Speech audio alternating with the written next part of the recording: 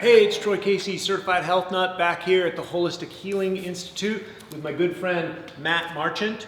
And Matt and I have done HLC 2 and 3 and 1 together. So we've been on this journey for about over 3 years together. And so, Matt, what is your website? Marchantmethod.com.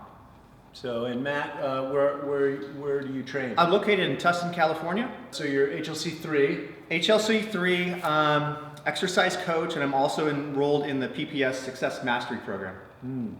So a very astute being we have here. So what are we going to be doing today? So today, the video today, we're going to take a look at how to train an athlete with the Chek approach.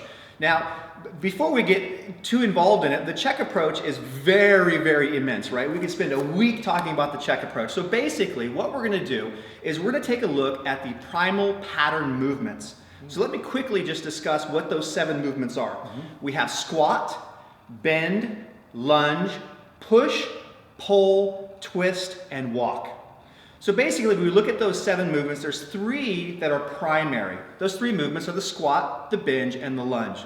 Those are really 3 movements that you really, really must master. You really have to have them programmed into your exercise program. So what we're going to do today is we're going to take a look at those first 2. The squat pattern and the bend pattern, okay? Great. Awesome. So the easiest one to start is actually going to be the bend pattern. So another way of saying bend is going to be to call it the deadlift, okay? Now I train a lot of people, and a lot of people tell me, deadlift, squat. I mean, isn't that like heavy duty strength training? Should I be doing that? I'll tell you, I work with a lot of different ages, and even the people of advanced age that I work with, I tell them, hey, look, you're going to go out to the garage. There's going to be a heavy box on the ground. How are you going to get that up? Deadlift. Right. That's how you're going to do it. So what we're going to start with now is I'm going to take Troy through the deadlift. Now, just for sake of just kind of going through all the semantics of the deadlift, there are really 2 different types of deadlift. There's a conventional deadlift and a sumo deadlift. We're going to not do the sumo deadlift. That's a bit more advanced, and conventional is usually the place that you're going to start, okay? So what we have here, we have a kettlebell right down below. It's 35 pounds, and I find that for people who are just starting out doing deadlift, sometimes to put weight on a bar and see a bar can be a bit intimidating. But if we can get a nice, tight, compact kettlebell, it's a lot easier to start. So that's what we're going to do today. Awesome. So what you're going to do is you're going to walk up to your kettlebell. Okay, now imagine that you're using a bar, and here's why we're imagining we're using a bar. In reality, it's my opinion that everyone should be able or should be strong enough to at some point deadlift their own body weight. Okay, so we want to treat this just like we're going to treat a barbell, because at some point you want to have the strength to put the same amount of weight on the bar that you weigh. So I walk up to the kettlebell. I'm imagining that this is a bar, and if it were a bar, it would actually go right down the center of my feet. Okay, so I come up to the bar. Now here's where it gets a little personal. Everybody has a different size, shape, every way they move, right? So the distance that you're going to move your feet is going to be very unique and personal to you. But for the most part, it's anywhere between your hip and your shoulder width. So we're walking up to the bar. We're finding our position. We're pulling in the TVA. We've learned how to do that. We're lifting the pelvic floor. We've learned how to do that. And here's a big, big key with the deadlift that I see a lot of mistakes being made. We want to make sure that the jaw is in the right position. So the easiest way to do it is we take our hand just like this. You make a fist, and this part of your hand is going to slide right up the chest, right up on the top of the collarbone. These knuckles hit right here on your throat, and your chin gently braces down. Okay, so now if I were to remove my hand, I need to keep this distance the entire time that I'm doing my deadlift. Okay, so now that I'm in good position, I'm tight, I've integrated my core, I'm reaching back with my rear end, and that's a key point. I'll show you from the side. Back with my rear end. Okay, so it's very important you reach back. What I tell people is think bow and arrow. Okay, if you're pulling a bow and arrow, what would you do? You'd pull back, right?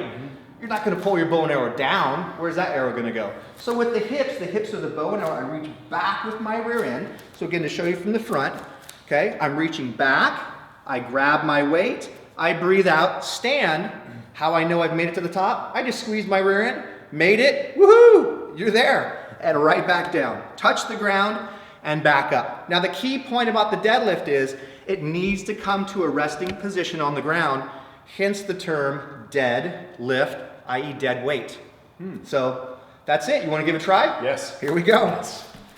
Okay. All right, so you're going to walk up to the top of the bar. So before we start, let's get the foot pattern right. And what we want to do, here's one of the main things with conventional. With conventional, we want to keep the feet relatively straight. And this is where there's a little different with the conventional and the sumo. And we're not going to get into this in this video, but let's keep feet relatively straight. So we got foot, so we check the feet, perfect. So before you do, let's stand up tall. You're going to pull in the TVA. You're going to lift the pelvic floor. Let's put knuckles right up against the chin. There you go. So we're going to keep this same angle right here with the chin. Let's remove the hand. Okay, reach back with the rear end. Grab your weight. Let's keep that chin tucked a little bit more. Ready? Now breathe out and stand. Squeeze the rear end. 1. And right back down. Let's do 5 of those. 2, 3, 4, and 5. Perfect. That's great. Can we try it with a little bit more weight? You want to try with a little bit more weight for you? Sure. Perfect. Can we try it with a big bar? Absolutely. Here we go. Okay, so nothing changes with the exception of your hands. Okay? So obviously with the kettlebell, you got to reach your hands in close. So what you're going to do is the same distance you had your feet for the kettlebell, you want to mimic that same position. Okay? So you're going to come up to the bar slices the feet in half. I'm still integrating the core and keeping my chin locked. Now the only difference is, now the hands are going to go right outside. So typically, if I were to stick my thumbs out and drag my thumbs down my thighs and down my calf, my hands would be right here. Okay. Now it's important to point out there's a couple different grips. If the weight is light enough, you can keep a double overhand grip. Once the weight gets heavier, you're going to have to take an over-under grip. Left-handers tend to do this. I'm left-handed, so I do this. Right-handers do this. So I'll show you what the deadlift looks like. I'm in position, my chin is tucked. I reach back and up. Okay, so I'm still reaching back with the rear end, breathing out as I stand up. Okay. Let's give it a try. Okay, great. Would it be a good idea to just start with the form of heavyweight? I would always suggest that, absolutely. Okay, great. So let's walk up to the bar. So you're going to get right underneath it, so maybe a little bit more. And here's one key thing about the deadlift. You want it so close that you almost, and sometimes you might even do it, drag the bar up against your shin. Okay. If that bar starts getting out too far in front of you, the lower back is taking too much of the load and the glutes are not taking enough of the load. Okay. Okay? So before we start, okay, your feet in the position that you want it in. Let's go thumbs to the thighs. That's going to give you a good distance. So we're locked in up here. Core is integrated. Reach back with the rear end. Grab your weight. There you go. Breathe out and stand. Perfect. 1, let's do 3 of those. 2, 3. Excellent.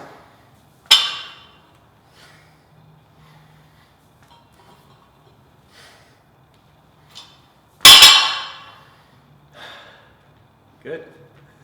That's awesome. So, and it feels good. And you gave a great explanation. Thank you so much, Matt. And if you guys want to find out more information, you can always check out the book, How to Eat, Move, and Be Healthy by Paul Chek. There's a link in the description box below. And you can get this book and get your mind kind of wrapped around the primal patterns that he said before. And so I'm grateful. Here goes the deadlifts, 450 pounds. We're coming, baby. You got it, man.